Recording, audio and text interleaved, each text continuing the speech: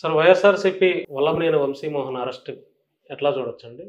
కక్షపూరితమైనటువంటి రాజకీయాలు చేస్తున్నారని వైసీపీ వారు ఆరోపిస్తున్నారు. పచ్చకామెరోళ్ళకి అందరూ పచ్చగా అంటారు జగన్మోహన్ రెడ్డికి.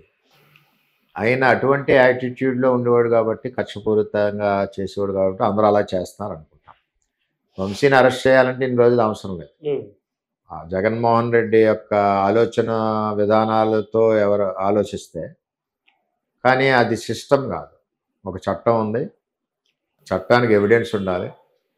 ఎవిడెన్స్ ఉన్నప్పుడే మనం ఎవరినన్నా అరెస్ట్ చేయాలి. అతను వైసీపీ పార్టీ అవ్వచ్చు, తెలుగుదేశం అవ్వచ్చు, ఇంకో పార్టీ అవ్వచ్చు. అది తెలుగుదేశం పార్టీ యొక్క ప్రిన్సిపల్ ఏంటంటే, చంద్రబాబు నాయుడు గారి యొక్క ప్రిన్సిపల్ చట్టాన్ని నమ్ముతారు. అంతేగాని ఏదో అరెస్ట్ చేసేయాలి, రేపు వేసేయాలి, ఎల్లుండి వేసేయాలని కాదు. రెడ్ బుక్ రాశారు, రెడ్ బుక్ అని కూడా అంటారు. రెడ్ బుక్లో కూడా ఎక్కడ కూడా నిర్దోషిని దోషిగా అక్కడ పెట్టట్లేదు. రెడ్ బుక్లో ఉన్నాయి. ఆ రోజుకే వాళ్ళు దోషులని తెలిసినా వాళ్ళు కరెక్ట్గా చేసింది కరెక్టా కాదా, నిజమైతే చట్ట ప్రకారం అరెస్ట్ చేయండి, కానప్పుడు లేదు. అందుకనే మీరు ఒకటి అబ్జర్వ్ చేసుకోవాలి. వైసీపీ నాయకుల్లో చాలామంది రెడ్ బుక్లో పేర్లున్నా కానీ ఎవరిని కూడా అరెస్టులు ఎక్కువ జరగలేదు. జరగకపోవడం కారణం అంటే చట్టం దాని పని అది చేయాలి అనుకున్నప్పుడు కొంత సమయం కావాలి. టైం వచ్చినప్పుడు ఆటోమేటిక్గా జరుగుతుంది అంటారు. టైం వచ్చి అతను నిజంగా తప్పు చేసినట్టు ఎవిడెన్స్ చట్టానికి దొరికితే 100% తప్పించుకోలేదు. సో నెక్స్ట్ కొడాలి నానిని ఎప్పుడు అరెస్ట్ చేయబోతున్నారు? చెప్పాను కదా. ఇప్పుడు సిస్టమ్ ఏంటంటే, సిస్టమ్ పనిచేస్తుంది. వ్యక్తుల మీద కూటమి ప్రభుత్వంలో ఎవరికి వ్యక్తుల మీద కక్ష సాధింపు కానీ లేదు. చట్టం ఏదైతే ఉందో చట్టానికి లోబడి వాళ్ళు చేసిన పొరపాట్లు కానీ అవినీతి కార్యక్రమాలు ఏమైనా ఉంటే, ఆ ఎవిడెన్స్ ఉంటే చట్టం దాని పని చేసుకుంటే వెళ్తుంది. అది కూటమి ప్రభుత్వం యొక్క, చంద్రబాబు నాయుడు గారి యొక్క అడ్మినిస్ట్రేషన్ అది. సార్, అంటే ఈ నియోజకవర్గానికి, ఈ పిఠాపురానికి మేము దారిలో వచ్చేటప్పుడు, సార్ వర్మ గారి ఇల్లు ఎక్కడ, వర్మ గారి ఆఫీస్ గారు ఎక్కడ అంటే, ఒక సైకిల్ దొక్కునే వ్యక్తి దగ్గర నుంచి అసలు కామన్ మ్యాన్ అంటే అతను అంటే అడుక్కునే ఆ వ్యక్తి ఎట్లా అయితే ఉంటారో వాళ్ళు కూడా మీ అడ్రస్ నేరుగా చెప్తున్నారు సార్. అంటే మాకు భలే ఆశ్చర్యం అనిపించింది సార్. అంటే ఇక్కడ పేరుకి పవన్ కళ్యాణ్ గారు ఎమ్మెల్యే అయినా కూడా షాడో ఎమ్మెల్యేగా మీరే ఉన్నారేమో అని అనిపిస్తుంది మాకు. అది కాదు, పవన్ కళ్యాణ్ గారే ఎమ్మెల్యే, షాడో ఎమ్మెల్యే కాదు. నేను టీడీపీకి ఇన్ఛార్జ్. ప్రజలు అలా నేనంటే ఇక్కడ మేము ఎప్పుడు లోకల్ లాగా స్థానికుడిని కాబట్టి జనరల్గా ఎప్పుడు అవైలబిలిటీ ఉంటాను అందరికి. అది అంతే తప్పితే వేరేది. సార్, మీరు తెలుగుదేశం పార్టీ ఇన్ఛార్జ్, అంటే వేరే పార్టీ జనసేన పార్టీ ఒక కుర్రాడు గోవిందరాజులు ఏదో కుర్రాడు పేరు, అతను వైసీపీ వారి మీద ఏదో పోస్టులు పెట్టాడు అసభ్యంగా అని చెప్పి అతను అరెస్ట్ చేస్తే, అతను జనసేన పార్టీ అయినా మీరు తెలుగుదేశం ఇన్ఛార్జ్ అయినా కూడా ఇక్కడ కొంతమంది ఎవరో స్పందించకపోతే మీకు ఫోన్ చేస్తే ఇట్లా అరెస్ట్ చేశారు సార్ అని అనగానే మీరే నేరుగా వెళ్ళి పోలీస్ స్టేషన్కి వెళ్ళి దగ్గరుండి వెంట పెట్టుకొని ఆ కుర్రాడిని విడిపించారంట, నిజమేనా? అది కరెక్టే. జనసేన పార్టీ అంటే బయటది కాదు కదా, తెలుగుదేశం జనసేన అన్నదమ్ములే కదా.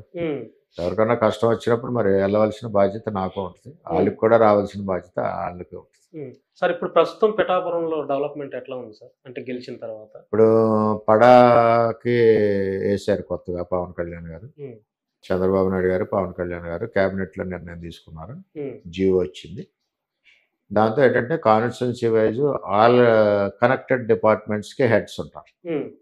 దానివల్ల ఐఏఎస్ ర్యాంక్ ఉండొచ్చు. అంటే పడా కమిషనర్ ఐఏఎస్ ర్యాంక్ ఇచ్చి నేను అనుకోవడం సీనియర్ ఆర్డీఓ ర్యాంక్ పెట్టినట్టు నాకు ఐడియా. సరే, ప్రభుత్వం ఇష్టం అది, ఇక్కడ మా ఎమ్మెల్యే గారి ఇష్టం అది. ఆ కనెక్టెడ్ డిపార్ట్మెంట్స్ అన్నీ ఎక్కువ పడాలో ఉండడం వల్ల ఏ డిపార్ట్మెంట్కి పనులు ఎక్కువగా అవ్వడానికి అవకాశం, అభివృద్ధి ఎక్కువగా జరగడానికి కూడా అవకాశం ఉంటుంది. అంటే యాక్చువల్గా దాంట్లో అంటే ఇప్పుడు జీవో మార్చి ఇక్కడ స్థానికంగా ఉన్నటువంటి జనసేన పార్టీ మర్రెడ్డి శ్రీనివాసుని నియమించాలని ఒక జీవో జరుగుతుంది, మార్చి ఆయన కోసం ఉన్నట్టుగా ఒక వాదన వినపడుతుంది సార్. అందులో వాస్తవం ఉందా? ఒకవేళ ఉంటే ఉండొచ్చు, తప్పే ఉంది. ఇందులో తెలుగుదేశం ఉండొచ్చు, జనసేన ఉండొచ్చు, బీజేపీ ఉండొచ్చు. వెర్షన్ల ప్రభుత్వాలు కూటమిలో నిర్ణయం చంద్రబాబు నాయుడు గారు, పవన్ కళ్యాణ్ గారు ఏ విధమైన నిర్ణయాలు తీసుకుంటాయో ఆ నిర్ణయాలు ఇంప్లిమెంట్ అవుతాయి. అది ఇలాగానే ఉండొచ్చు, అలాగానే ఉండొచ్చు, ఉండకూడదని ఎక్కడ లేదు. అది తప్పు కాదు. సార్, మీరు పార్టీకి కమిటెడ్గా ఉన్నారు అంటే నిస్వార్థంగా పార్టీ లైన్ దాటకుండా ఉన్నారనడానికి ఒక ఉదాహరణతో నేను ఒక మాట చెప్తాను సార్. మీకు ఎమ్మెల్సీ పదవి ఇచ్చి మంత్రి ఇస్తానని చెప్పి ఒక పెద్ద ప్రచారం అయితే జరిగింది. సో మీ ముందు ఎన్నికల ముందు కూడా మీకు హామీ అదే చేశారు. ఇప్పుడు ఎమ్మెల్సీగా ఇక్కడ రాజశేఖర్ గారిని అనౌన్స్మెంట్ చేసినప్పుడు మీరు నిస్వార్థంగా నాకివ్వకుండా ఆయనకిచ్చారని మీరు ఎక్కడ అలగకుండా పార్టీ మీద ఒక కమిటెడ్‌తో ఉండి పార్టీ ఆదేశించిందని చెప్పి మీరిక్కడ మున్సిపల్ కళ్యాణ మండపంలో ఒక పెద్ద బహిరంగ సభ పెట్టి అతనికి వెల్కమ్ చేశారు. అంటే నాకివ్వలేదు ఆయనకిచ్చారని మీకు అంటే మనసులో ఎక్కడ అనిపించలేదా? నాకు అటువంటిది ఉండదండి. నాకు మనసులో చాలా మంది నాయకులు అలుగుతారు కదా సార్ నాకివ్వకుండా నేను పర్వాలేదు. హ్మ్. చంద్రబాబు నాయుడు గారికి, లోకేష్ గారికి హ్మ్. ఏమంటారంటే సైనికులు లాంటి కార్యకర్తలు. హ్మ్. వాళ్ళ నిర్ణయాలని శిరోధావించి ముందుకెళ్ళి వ్యక్తిని నేను. హ్మ్. ఎప్పుడు కూడా. హ్మ్. ఎవరికి ఏ సమయంలో రావాలో, ఏ సమయంలో ఉండాలో అన్నది అది చంద్రబాబు నాయుడు గారికి తెలుసు. హ్మ్. అందుకని ఎవరికో వచ్చినాయని మనం ఇబ్బంది పడక ఎవరి పార్టీలో కేడర్ ఆ పార్టీలో పనిచేసిన విధానాన్ని బట్టి వాళ్ళు ఇచ్చుకుంటారు. హ్మ్. అది మనం తప్పు పట్టం. తప్పు పడటానికి వీలేదు. పార్టీ లైన్‌లోనే ఉన్నారు మీరు. మా పార్టీ నిర్ణయాలు ఏముంటాయి ఆ నిర్ణయాల ప్రకారం మేము వెళ్తాం. హ్మ్. సార్ ఒక ఇంట్లో అన్నదమ్ముళ్ళే సరిగ్గా సఖ్యతగా ఉండట్లేదు. గొడవలొస్తున్నాయి అన్నదమ్ముల మధ్య ఆస్తి తగాదాలని. ఈ రాబోయే రోజులు ఇప్పటివరకైతే కొంచెం అడపాదడపా అక్కడ, అక్కడ కొన్ని చోట్ల తెలుగుదేశం, జనసేన మధ్య కొంచెం విభేదాలు జరుగుతున్నాయి. రానున్న రోజుల్లో అంటే ఒక కుటుంబంలో అన్నదమ్ములే సరిగ్గా ఉండట్లేదు. గొడవలు పడి బయటకొచ్చేస్తున్నారు.